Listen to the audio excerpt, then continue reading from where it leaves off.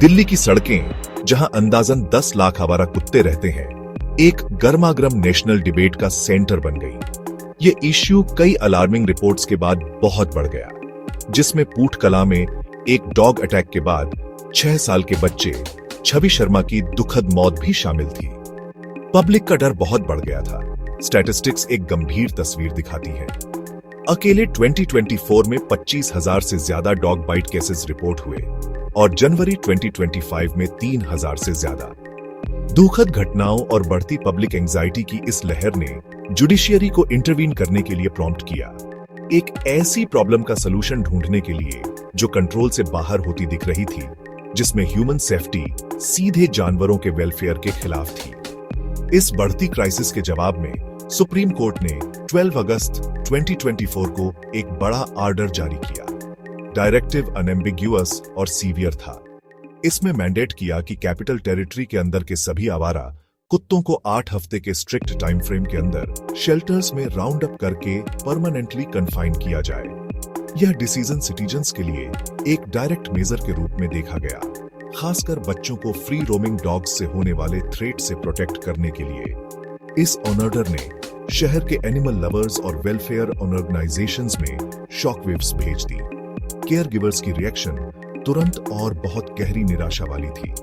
उन्होंने आर्ग्यू किया कि 10 लाख कुत्तों को राउंड अप करना और परमानेंटली शेल्टर करना एक लॉजिस्टिकल नाइटमेयर था।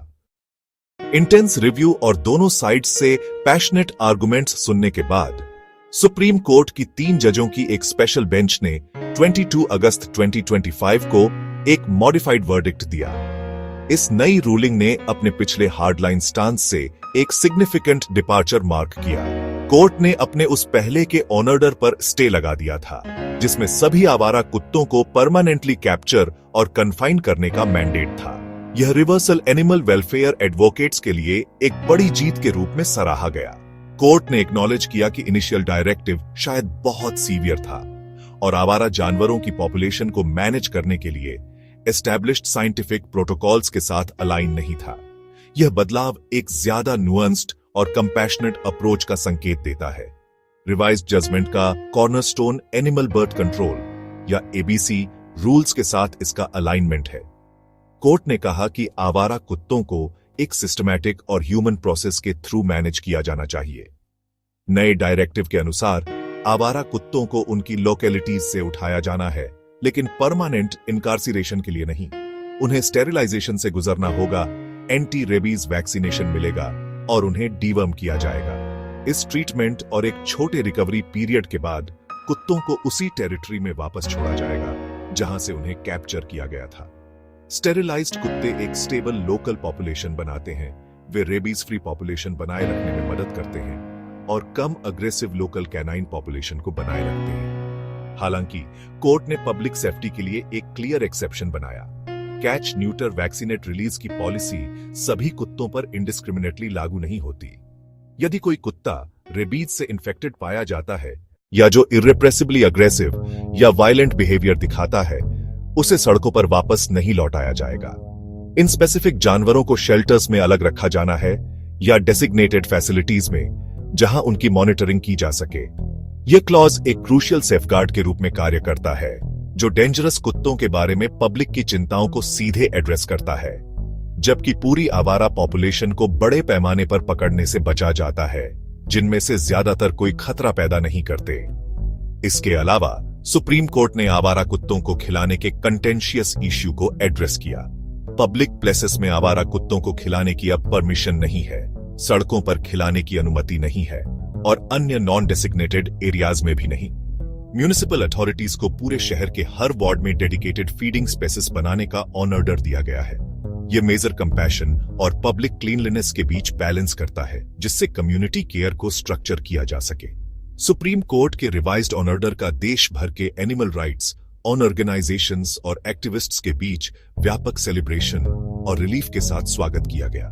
मेनका गांधी जैसी हस्तियों ने सार्वजनिक रूप से अपनी खुशी व्यक्त की, इस बात पर जोर दिया कि कोर्ट का फैसला साइंटिफिक रीजनिंग पर आधारित था। एबीसी प्रोग्राम के लिए गवर्नमेंट ने 2500 करोड़ रुपए अलॉट किए हैं। यह फंड स्टेरिलाइजेशन ड्राइव और वैक्सीनेशन ड्राइव्स को देश भर में तेजी से बढ़ाने में मदद करेगा। फिर भी नई रूलिंग ने सभी चिंताएं मिटाई नहीं है। सबसे बड़ा मुद्दा अग्रेसिव की अस्पष्ट डेफिनेशन है। क्रिटिक्स कहते हैं यह टर्म सब्जेक्टिव है। यह पहचानते हुए कि इंसानों और आवारा कुत्तों के बीच का फ्रिक्शन सिर्फ दिल्ली तक ही सीमित नहीं है, सुप्रीम कोर्ट ने अपने रूलिंग के स्कोप को बढ़ाने का अपना इरादा बताया है। कोर्ट ने कहा वह विभिन्न हाई कोर्ट्स में पेंडिंग पिटीशंस को ट्रांसफर करेगा। यह कंसोलिडेशन पैन इंडिया पॉलिसी बनाने की दिशा में एक क्रूशियल स्टेप है। कोर्ट ने लोकल रूल्स और जुडिशियल ऑर्डर्स के पैचवर्क को खत्म करने को कहा। एक स्टैंडर्डाइज्ड फ्रेमवर्क सभी स्टेट्स और यूनियन टेरिटरीज में अप्लाई होगा। आगे का रास्ता एक सस्टेनेबल इक्विलिब्रियम खोजने का है। चैलेंज 2 समान रूप से वैध सामाजिक लक्ष्य हार्मोनाइज करना, ह्यूमन पॉपुलेशन की सेफ्टी और वेल बीइंग सुनिश्चित करना और कम्युनिटी एनिमल्स के वेलफेयर को बनाए रखना। दिल्ली के हाल के स्टैटिस्टिक्स जिन्होंने इनिशियल कोर्ट एक्शन को प्रॉम्प्ट किया, उन्हें इग्नोर नहीं किया जा सकता है।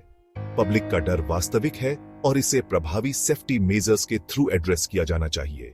साथ ही एबीसी प्रोग्राम के थ्रू मानवीय पॉपुलेशन मैनेजमेंट के लिए साइंटिफिक और एथिकल आर्गुमेंट्स बहुत मजबूत हैं। इसलिए नई पॉलिसी फ्रेमवर्क को डॉग बाइट्स को कम करने के लिए पर्याप्त मजबूत होना चाहिए, जबकि जानवरों के साथ कंपैशन और डिग्निटी के साथ व्यवहार करना भी शामिल है। इस राष्ट्रव्यापी प्रयास की सफलता कोलैबोरेशन पर बहुत निर्भर करेगी। म्यूनिसिपल कॉर्पोरेशंस, स्टेट गवर्नमेंट्स और एनजीओज और लोकल कम्युनिटीज एबीसी प्रोग्राम के लिए अलॉटेड फंड्स का स्टेरिलाइजेशन और वैक्सीनेशन रेट्स को बढ़ाने के लिए कुशलता से उपयोग किया जाना चाहिए। पब्लिक अवेयरनेस कैंपेन सिटीजन्स को शिक्षित करने के लिए आवश्यक होंगे। रिस्पॉन्सिबल पेट ऑनरशिप एबीसी प्रोग्राम के बेनिफिट्स कम्युनिटी एनिमल्स के साथ सुरक्षित रूप से सह अस्तित्व कैसे बनाया जाए, अग्रेसिव कुत्तों की पहचान करने और उन्हें संभालने के लिए स्पष्ट प्रोटोकॉल स्थापित करना।